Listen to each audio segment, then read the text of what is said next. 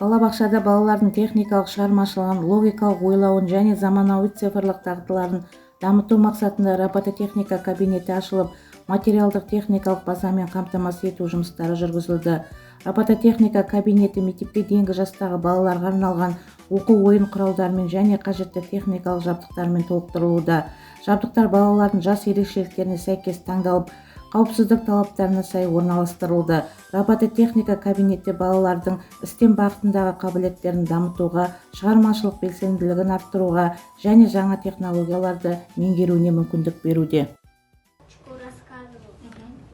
Были старик и старуха. Старик говорит: старуха, испеки мне колобка. Лиса голосок, какая славная песенка, но стара глуха. Сядь ко мне на мордочку. Колобок сел на мордочку, а лиса его съела. Молодец.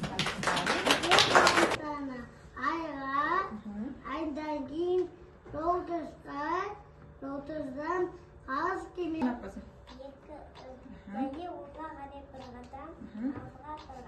Утра